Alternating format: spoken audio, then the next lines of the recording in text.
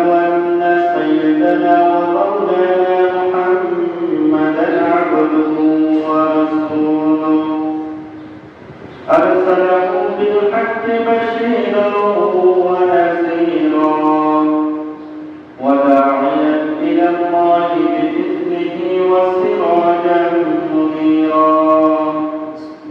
أما بعد فقد قال الله تعالى في كلامه المجيد وفرقانه الحميد: أعوذ بالله من الشيطان الرجيم.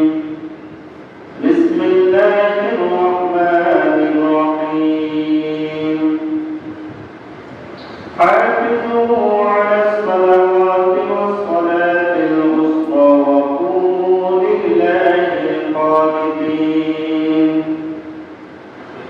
وقال سيدنا رسول الله صلى الله عليه وسلم: لو أن نهرا بباب أحدكم يغتسل فيه كل يوم 5 مرات هل يبقى من درجه شيء؟ قالوا لا يبقى من درجه شيء. قال فذلك مثل الصلوات الخمس يمحو الله بهن الخطايا، أو كما قال عليه الصلاة والسلام. صدق الله العظيم وصدق رسوله النبي الكريم، ونحن على ذلك لمن الشاهدين والشاكرين، والحمد لله رب العالمين. ما كان محمد أبا أحد من رجالكم ولكن رسول الله وخاتم النبيين، وكان الله بكل شيء عليما. إن الله وملائكته يصلون على النبي يا أيها الذين آمنوا صلوا عليه وسلموا تسليما. اللهم صل على سيدنا ونبينا وشفيعنا وحبيبنا ومولانا محمد صلى الله عليه وعلى آله وأصحابه وبارك وسلم. بلغ العلا بكماله كشف الدجى بجماله حسنت جميع خصاله صلوا عليه وآله. كريم السجايا جميل الشيام نبي البرايا شفيع الأمم. بلغ العلا بكماله كشف الدجى بجماله حسنت جميع خصاله صلوا عليه وآله. حبيب الخضراء أشرف الأنبياء كعرش مجيد الشهوة المتكى. بلغ العلا بكماله كشف الدجى بجماله حسنت جميع خصاله صلوا عليه وآله. سلموا يا كربلاء صلوا على صدر النبي مصطفى ما جاء إلا رحمة للعالمين.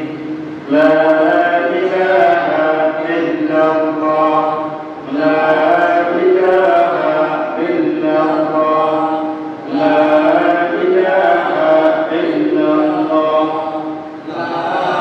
لا إله إلا الله.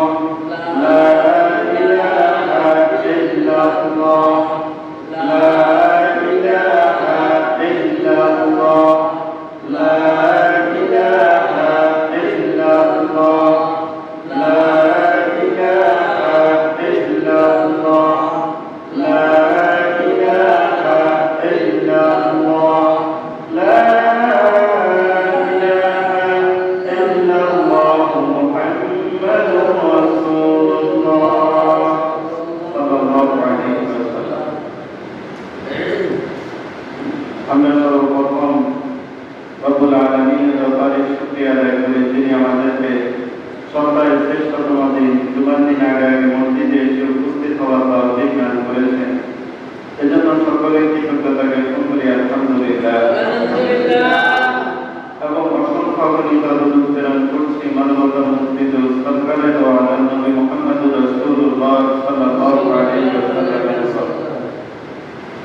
আমরা সবাই তো আগে আজকে আমি আপনাদের সম্মুখে নামাজের গুরুত্ব ফজিলত নিয়ে কোরআন এবং হাদিসের আলোকে আল্লাহ তাওফিক দিলে কিছু বলার চেষ্টা করব ইনশাআল্লাহ। ওয়া তাওফিক ইল্লা বিল্লাহ। আমাদের নামাজের ব্যাপারে অনেক অনীহা দেখা যায়। এই যে জুমার নামাজেও একদম সর্বশেষ যখন দ্বিতীয় খুতবা চলে তখন দেখা যায় কিছু মুসল্লি আসে, এরপরে জুমার ফরজ পড়ে আবার তারা চলে যায়। তাদের কাছে নামাজের কোনো গুরুত্বই নেই। অথচ ইসলামে দ্বিতীয় যে রকম তাওহীদের পরে দ্বিতীয় রকম হচ্ছে সালাত। নামাজের কথা আল্লাহ তাআলা কোরআনে কারীমের মধ্যে তার ৮২ বার নামাজের কথা বলেছেন। তো এটা দ্বারা আমরা নামাজের গুরুত্ব অনুধাবন করতে পারি। যে বিষয়ের নির্দেশ আল্লাহ তাআলা একবার দুইবার নয় ৮০ বারের উপরে কোরআনে কারীমের মধ্যে উল্লেখ করেছেন, সেই জিনিসের গুরুত্ব আমরা সহজেই অনুধাবন করতে পারি। তো সালাত শব্দের অর্থ হচ্ছে প্রার্থনা করা। আমরা দৈনিক আল্লাহ তাআলার দরবারে ৫ বার এসে হাজিরা দিই এবং ঈমানের পরে এটি হচ্ছে সবচেয়ে গুরুত্বপূর্ণ ইবাদত। আল্লাহ রাসূল সাল্লাল্লাহু আলাইহি ওয়াসাল্লাম বলেছেন, মান আকামা সালাতা ফাকাদ আকামা দ্বীন। যে ব্যক্তি নামাজকে প্রতিষ্ঠা করলো সে যেন নিজের দ্বীনকে প্রতিষ্ঠিত রাখলো। ওয়া মান হাদামাহা ফাকাদ হাদামা দ্বীন। আর যে ব্যক্তি নামাজকে ধ্বংস করে দিল সে যেন নিজের পুরো দ্বীনকেই ইসলামকে ধ্বংস করে দিল। একজন মুসলমানের ইসলামের বড় পরিচয় এবং একজন মুমিনের ঈমানের পরিচয় হচ্ছে সালাত। ঈমান দ্বারা কাফেরের মাঝে ব্যবধানকারী জিনিস হচ্ছে নামাজ।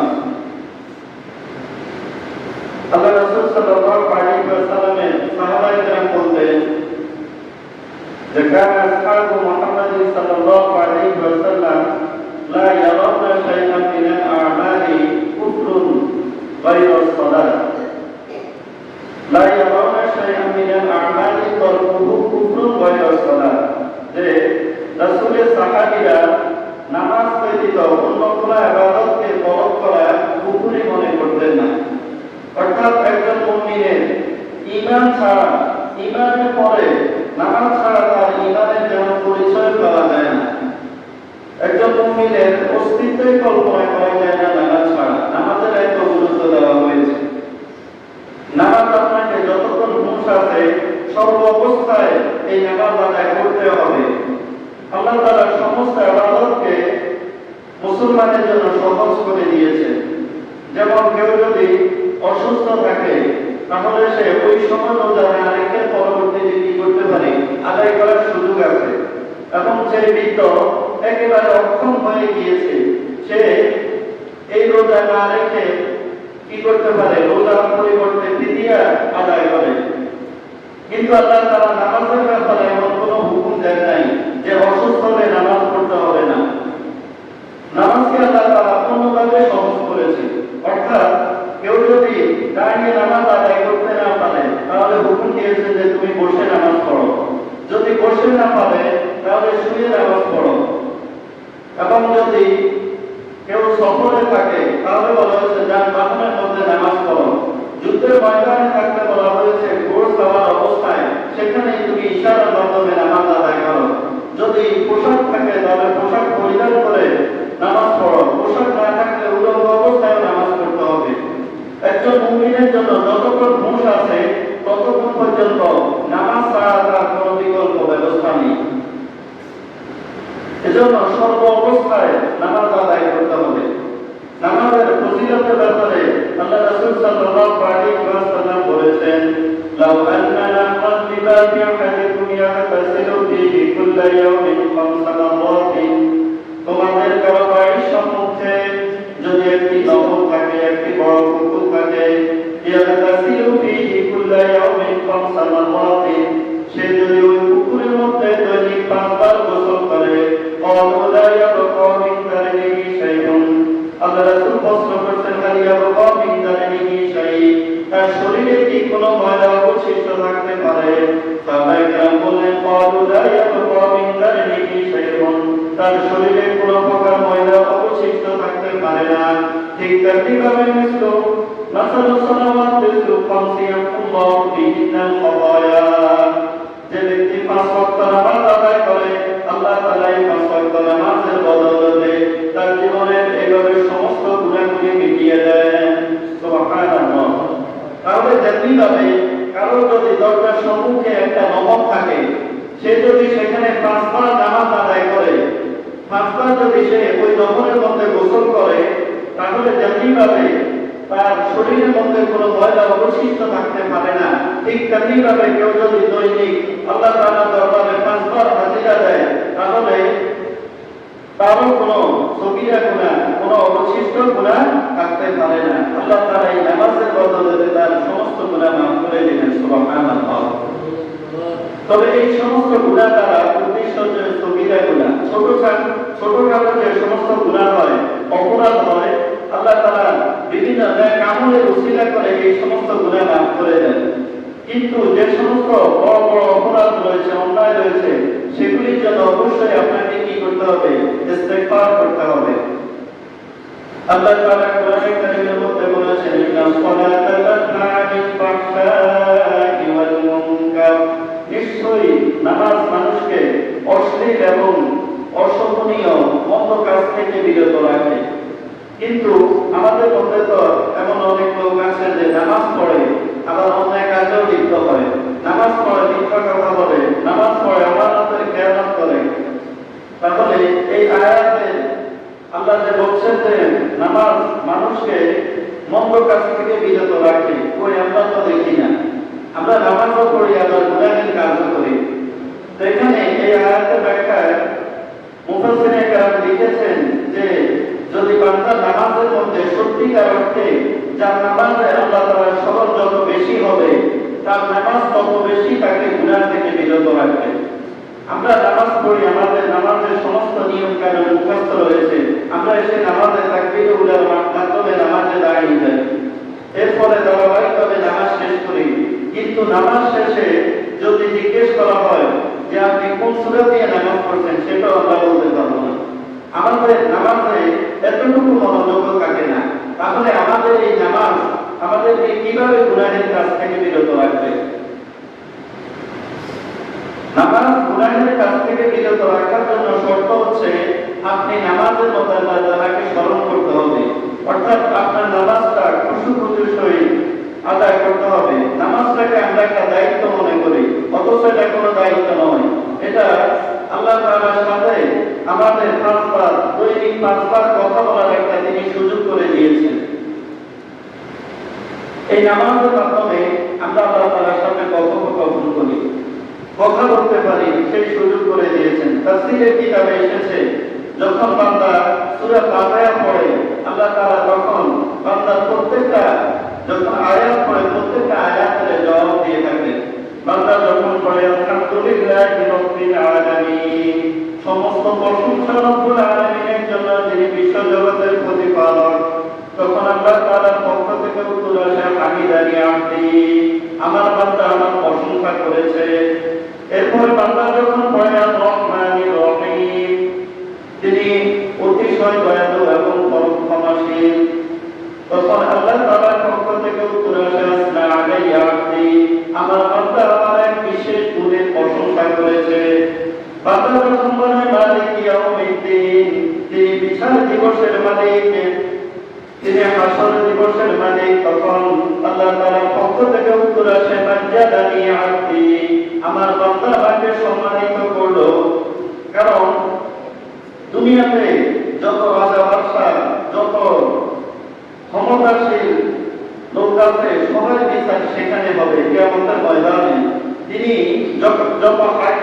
তিনি সমস্ত হাকিমের হাকিম, আহকামুল হাকিমিন। তাহলে আমরা যখন বলি মালিক ইয়াউমিদ্দিন, তিনি বিচার দিবসের মালিক, তখন এই কথা দ্বারা আমরা তাকে কি করলাম? সম্মানিত করলাম। তখন আল্লাহ তাআলার পক্ষ থেকে উত্তর আসে মাজ্জাদানি আবদি, যে বান্দা আমাকে কি করেছে? সম্মানিত করেছে। এরপরে বান্দা যখন বলে ইয়াকা না'বুদু ওয়া ইয়াকা নাস্তাঈন, আমরা তোমার ইবাদত করি এবং তোমার কাছে সাহায্য প্রার্থনা করি, তখন আল্লাহ তাআলার পক্ষ থেকে উত্তর আসে হাযা বাইনি ওয়া বাইনা আবদি, এটা হচ্ছে আমার এবং আমার বান্দার মাঝে ফয়সালা। অর্থাৎ বান্দা আমার ইবাদত করবে, আমার আনুগত্য করবে, আর আমি তাকে সমস্ত ধরনের সাহায্য সহযোগিতা করব। এরপরে বান্দা যখন বলে ইহদিনাস সিরাতাল মুস্তাকিম, আপনি আমাকে সরল সঠিক পথ দেখান, সিরাতাল লাযিনা আন'আমতা আলাইহিম গায়রিল মাগদুবি আলাইহিম ওয়ালাদ দাল্লিন। সরল সঠিক পথ কোনটা? যে পথে পরিচালিত হয়ে আপনি যাদেরকে পুরস্কৃত করেছেন, এবং ওই সকল লোকের পথে নয় যাদের উপর আপনার গজব নাযিল হয়েছে এবং যারা পথভ্রষ্ট, তাদের পথে পরিচালিত করেন না। তখন আল্লাহ তাআলার পক্ষ থেকে উত্তর আসে যে আবদি মা সাআলা, আমার বান্দা যা চেয়েছে তার জন্য। সুবহানাল্লাহ। তাহলে এইভাবে যদি আমরা একটু চিন্তা করে নামাজ পড়ি, তাহলে আমাদের নামাজ আমাদেরকে অবশ্যই গুনাহের কাজ থেকে বিরত রাখবে। নামাজের মধ্যে আমাদের